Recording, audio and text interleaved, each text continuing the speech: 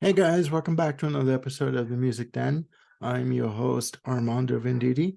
And for this episode, I'm going to continue reviewing another music documentary box set that I have on a artist in the jazz fusion genre.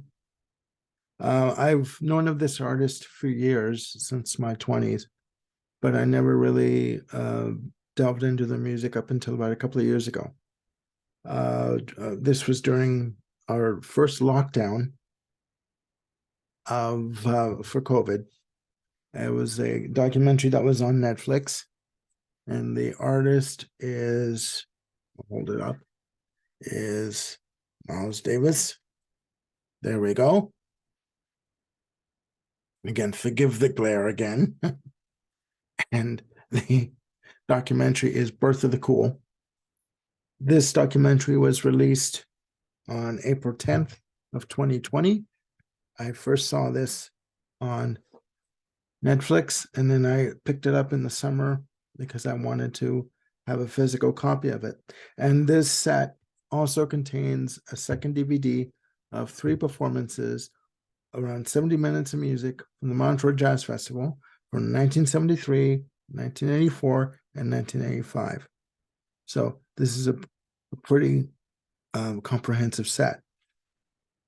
The documentary covers Miles Davis, his life, his career, his trials and tribulations with the music business, with regards to his relationships uh, with women. A bit about him. He was born Miles Davis III on May 26, 1926, passed away from cancer on September 28th, 1991. Now, some people would call Miles Davis a musical genius, an innovator, all the adjectives that you can use to describe this individual, they pretty much fit.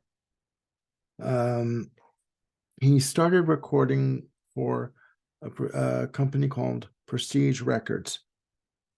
And he had a pretty good career going. He was up and coming. Moved from Illinois to New York to basically wanting to be on the scene in New York, in the jazz scene. Briefly went to Paris, enjoyed Paris, but then he came back to New York and started building his career in New York. At this point, when he came back to New York, he basically developed a drug habit, which almost killed him. The documentary covers everything about what he did in terms of the drug use, rebuilding his career, the relationships he had with various women, most notably Cicely Tyson. He basically lived, breathed, and ate music. He consumed music night and day. He woke up in the morning thinking about it, went to bed at night thinking about it. It was an obsession with him. And he made no bones about it. He made no apologies for it. He basically referred to music as the one love of his life.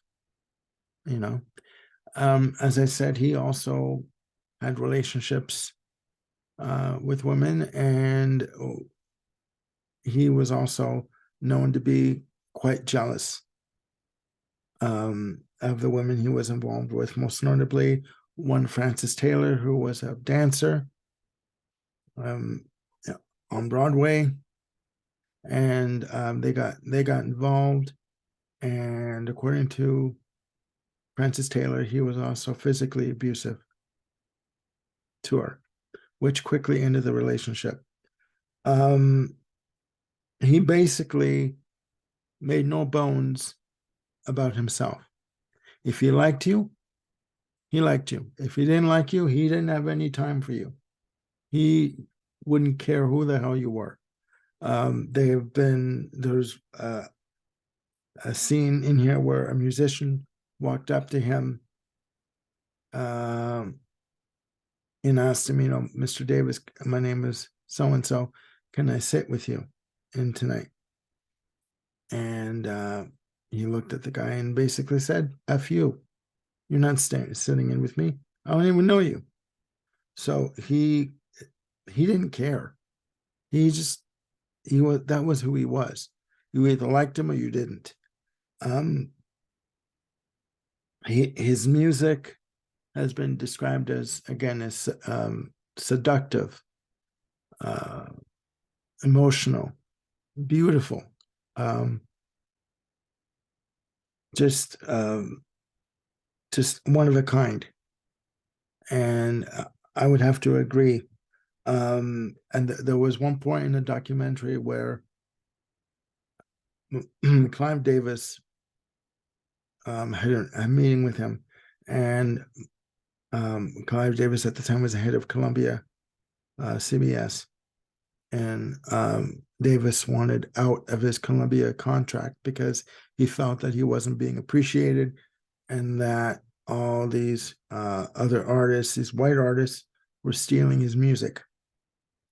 And Clive Davis responded with, I can get you on these bills that you want, such as the Fillmore East and West, all these concert bills that you need to be on. But you have to be able to meet me halfway and change your musical direction just a bit. You need to be moving with the times. And in terms of the individuals that he worked with, I mean, it was a who's who, Ron Carter, Wayne Shorter, Chick Corea, Herbie Hancock, Jack DeJohnette, all these fantastic artists that wanted to learn from him, and he wanted to give them a shot and give them a chance. He felt that it didn't matter how old you were, if you had musical ability and you had the chops to keep up with him and to basically also express yourself musically, he would give you a chance, and he'd love to play with you. I mean, and again, with regards to who he was as a person, he made no bones about it whatsoever. And he never apologized to anybody for being himself.